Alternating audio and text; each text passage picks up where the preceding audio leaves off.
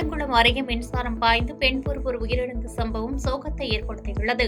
தென்காசி மாவட்டம் ஆலங்குளம் அருகே உள்ள ரெட்டியார்பட்டி ஆர்சி சர்ச் தெருவை சேர்ந்த மனோகரன் மனைவி கனகமணி. இவர் விவசாய கூலி வேலை செய்து வந்ததாக கூறப்படுகிறது. இந்த நிலையில் தனது வீட்டில் இருந்த துணிகளை துவைத்து வீட்டின் உள்பகுதியில் உள்ள கம்பியில் துணியை உலர்த்தியுள்ளார். அப்போது அதன் அருகே கூரையில் மாட்டப்பட்டிருந்த மின்விசிறியின் வயர் மூலம் மின்சாரம் பாய்ந்ததில் கனகமணி நிகழ்விடத்திலேயே உயிரிழந்தார். பாட்டி உயிரிழந்தது தெரியாமல் அவரது பேரன் வெற்றி செல்வன் கனகமணியை தொட்டுள்ளார். அதில் அவரது வலது கையில் மின்சாரம் பாய்ந்ததில் வெற்றி செல்வனுக்கு லேசான காயம் ஏற்பட்டது. தகவல் அறிந்த ஊத்துமலை போலீசார் சம்பவ இடத்திற்கு வந்து கனகமணியின் சடலத்தை கைப்பற்றி உடற்கூறு ஆய்வுக்காக சங்கரன்கோவில் அரசு மருத்துவமனைக்கு அனுப்பி வைத்தனர். மேலும் இச்சம்பவம் தொடர்பாக வழக்கு பதிந்து விசாரித்து வருகின்றனர்.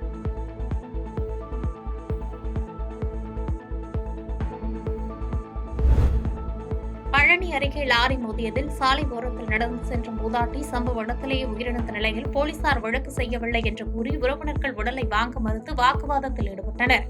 திருப்பூர் மாவட்டம் கொளத்துப்பாளையம் பகுதியைச் சேர்ந்த பழனிசாமி மனைவி கண்ணியம்மாள். இவர் நேற்று மதியம் திண்டுக்கல் திருப்பூர் மாவட்ட எல்லைப் பகுதியான நல்லெண்ண கவுண்டர் புதூர் அருகே சாலையோரத்தில் நடந்து சென்று கொண்டிருக்கும் போது பின்னால் வந்த டிப்பர் லாரி கண்ணியம்மாள் மீது மோதியதில் சம்பவ இடத்திலேயே உடல் நசுங்கி உயிரிழந்தார். இதனையடுத்து சம்பவ இடத்திற்கு சென்ற போலீசார் உடலை கைப்பற்றி பழனி அரசு மருத்துவமனையில் பிரேத பரிசோதனைக்காக வைத்தனர். விபத்து நடந்த நிலையில் இதுவரை வாகனத்தின் ஓட்டுநர் மீதும் உரிமையாளர் மீதும் வழக்கு பதிவு செய்யவில்லை என கூறி உறவினர்கள் உடலை வாங்க மறுத்து வாக்குவாதத்தில் ஈடுபட்டனர்.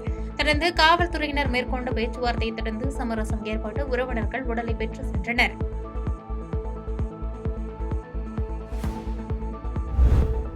பாபநாசம் படும் பாணியில் ஆவடியில் கள்ளக்காதல் விவகாரத்தில் ஒருவர் கொலை செய்து வீட்டில் புதைத்த வழக்கில் ஆட்டோ ஓட்டுநருக்கு ஆயுள் தண்டனை விதித்து பூந்தமல்லி நீதிமன்றம் தீர்ப்பு வழங்கியது.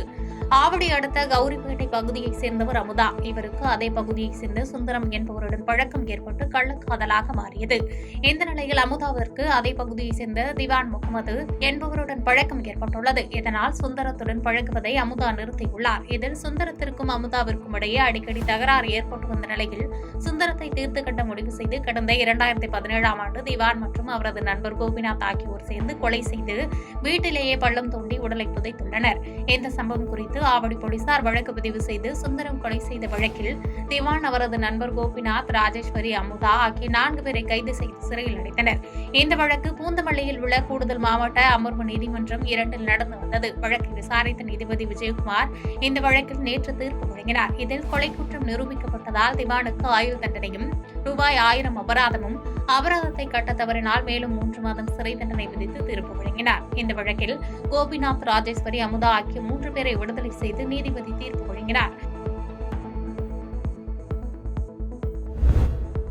கரம்பக்குடி அருகே கொள்ளை சம்பவத்தில் ஈடுபட்டு போலீசாரிடம் சிக்கிய கொள்ளையன் போலீசாரிடமிருந்து தப்பிக்க முயன்றபோது இடது கால் மற்றும் வலது கையில் எலும்பு முறிவு ஏற்பட்டு சிகிச்சைக்காக மருத்துவமனையில் அனுமதிக்கப்பட்டுள்ளார்.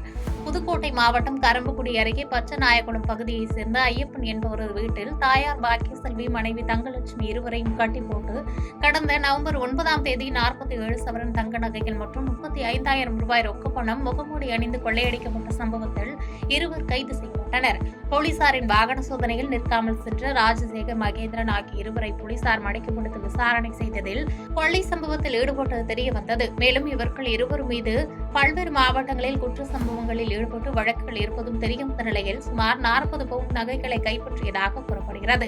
இதற்கிடையில் போலீசாரின் பிடியிலிருந்து தப்பியோடிய கொள்ளையன் ராஜசேகருக்கு இடது கால் மற்றும் வலது கையில் எலும்பு முறிவு ஏற்பட்ட நிலையில் புதுக்கோட்டை அரசு மருத்துவக் கல்லூரி மருத்துவமனையில் போலீசாரின் பாதுகாப்போடு சிகிச்சைக்காக அனுமதிக்கப்பட்டுள்ளார். மேலும் மற்றொரு குற்றவாளியான மகேந்திரனிடம் கரம்பக்குடி போலீசார் பல்வேறு கோணங்களில் விசாரணை மேற்கொண்டு வருகின்றனர்.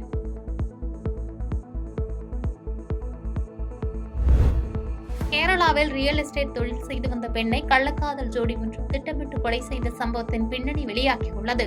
கேரள மாநில பெரும்பாவூர் பகுதியை சார்ந்த ஜெய்சி எப்ரஹாம் கடந்த 1 வருடமாக களமச்சேரி பகுதியில் உள்ள அபார்ட்மெண்ட் ஒன்றில் தனியாக வசித்துக் கொண்டு ரியல் எஸ்டேட் தொழில் செய்து வந்துள்ளார். இதனிடையே இந்த மாதம் 17ஆம் தேதி தான் தங்கியிருந்த வீட்டின் குளியல் அறையில் தலையில் பலத்த காயங்களுடன் இறந்து கிடந்தார்.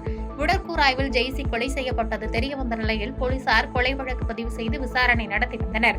சந்தேகத்தின் பேரில் ஜெய்சியின் நண்பரான கிறிஷ் பாபு, ஜெய்சி தங்கி வந்த அபார்ட்மெண்டில் வசித்து வரும் கதீஜா என்ற இருவரிடம் விசாரணை மேற்கொண்டதில் இருவரும் திருமணம் மீறிய உறவில் இருந்து வந்ததும் பணம் மற்றும் நகைக்காக ஜெய்சியை கொலை செய்ததும் தெரியவந்த நிலையில் இருவரையும் கைது செய்த போலீசார் நீதிமன்றத்தில் ஆஜர்படுத்தி சிறையில் அடைத்தனர்.